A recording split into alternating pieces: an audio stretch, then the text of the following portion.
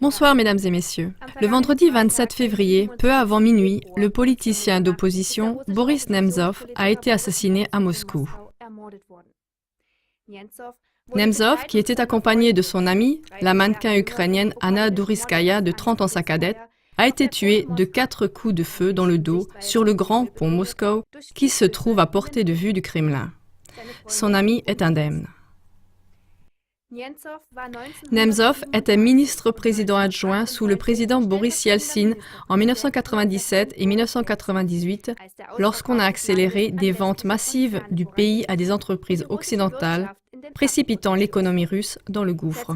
Depuis 2010, Nemtsov était cofondateur et coprésident du Parti de la Liberté pour le Peuple, qui regroupait 4 mouvements d'opposition différents.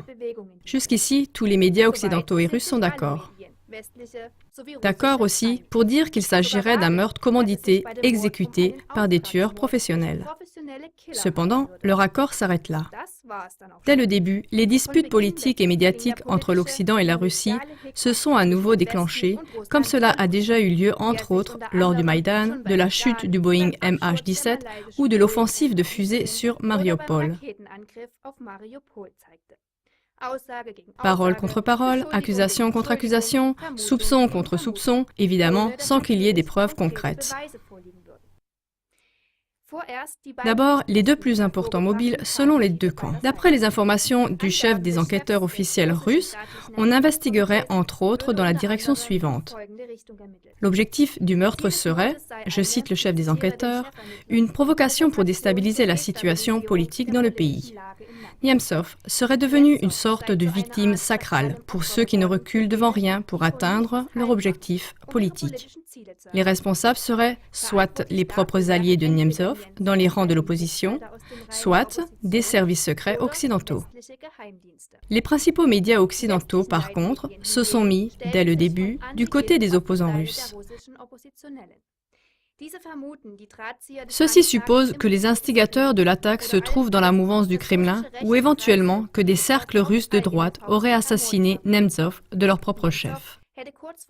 Peu avant sa mort, Nemtsov avait violemment critiqué le président Poutine et il avait annoncé des révélations sur la guerre dans la région orientale de l'Ukraine.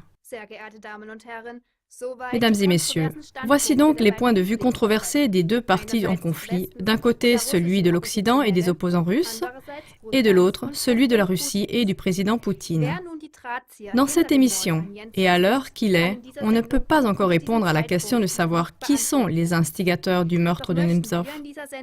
Mais dans cette émission, nous aimerions poser quelques questions qui donnent des éclaircissements d'un côté sur ce qu'on appelle un instigateur et de l'autre, comment un instigateur opère.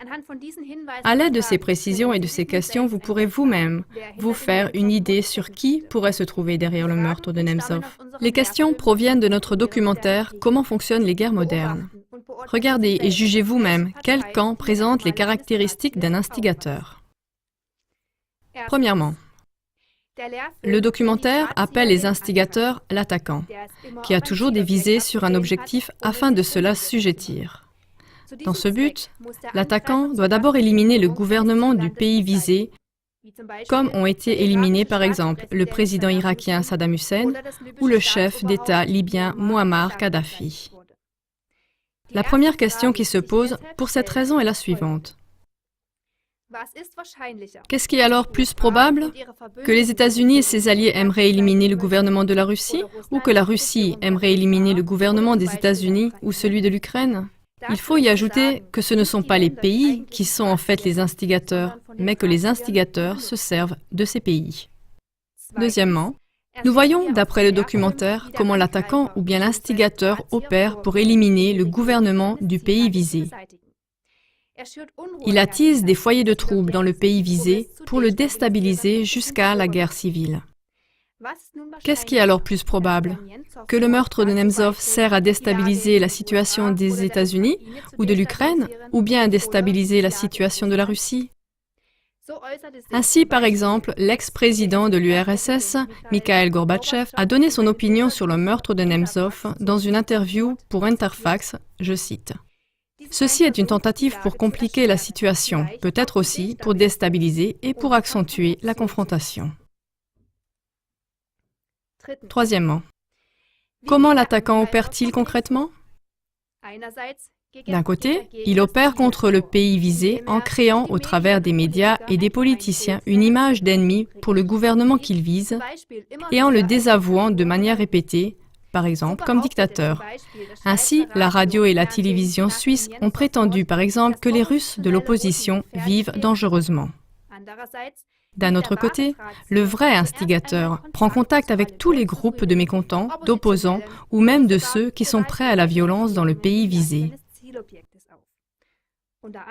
Entre autres, il le fait par les ambassades ou les organisations non gouvernementales qui lui appartiennent dans le pays visé.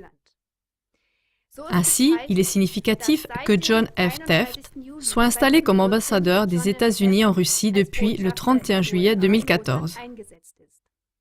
En effet, M. Tefft était actif déjà au temps de Boris Yeltsin en Russie, puis comme ambassadeur en Lituanie, Géorgie et Ukraine. Des pays qui ont tous été renversés et utilisés contre la Russie.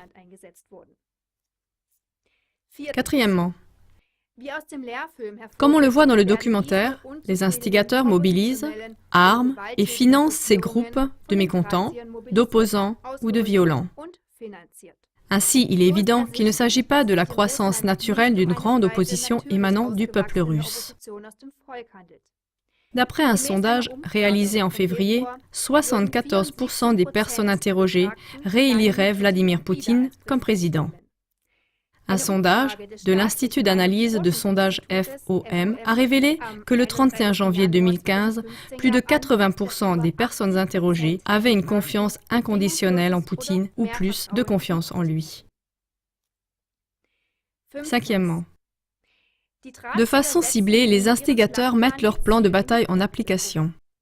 Au gré de la stratégie, ils prennent même pour cible des civils et des bâtiments publics. Ce faisant, l'opinion publique doit être attisée afin de mobiliser le peuple et de le dresser contre le gouvernement visé. Ainsi, par exemple, des tireurs d'élite étaient toujours en place, comme sur le Maïdan, et ils tiraient à balles mortelles sur les deux camps. Sur le Maïdan, ceci a mené à la destitution illégale du président pro-russe Yanukovych.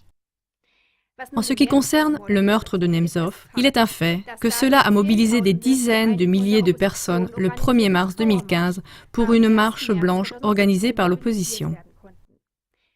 D'après les informations de la police, 21 500 personnes étaient présentes. Les organisations parlaient de 50 000 participants. D'abord, l'opposition avait prévu pour le dimanche 1er mars une grande mobilisation contre la politique ukrainienne du président Poutine.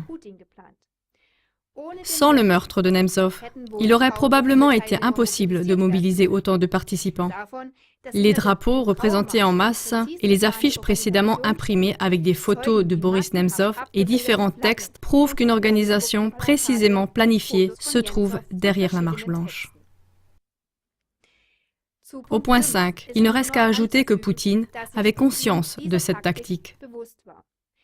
Lors d'un exposé en 2012, il a dit que des personnes de l'étranger, particulièrement, essaieraient de tuer ce qu'on appelle des victimes sacrales d'entre des rangs des opposants connus. Puis qu'ils essaieraient de se défausser du meurtre sur le gouvernement, toujours selon Poutine. Évidemment, les médias occidentaux principaux font passer de tels dires pour des théories de conspiration. Vladimir Poutine ferait ainsi de la politique ou la couvrirait, a écrit par exemple Spiegel Online après le meurtre de Nemtsov. Cependant, Poutine a-t-il vraiment intérêt à attiser de tels foyers de troubles dans son propre pays? Chers téléspectateurs et téléspectatrices, ce ne sont que quelques indications et questions du documentaire « Comment fonctionnent les guerres modernes ». Elles donnent des éclaircissements sur la manière d'opérer des instigateurs de tels événements, comme le meurtre de Nemtsov, et sur la question des caractéristiques de ces instigateurs. Êtes-vous déjà capable de reconnaître et discerner les caractéristiques de ces instigateurs toutes les fois que de tels événements et d'autres foyers de crise vous sont divulgués? Aussitôt après cette émission, nous diffuserons encore une fois la totalité du documentaire. Merci beaucoup pour votre attention et à bientôt sur klagemauer.tv.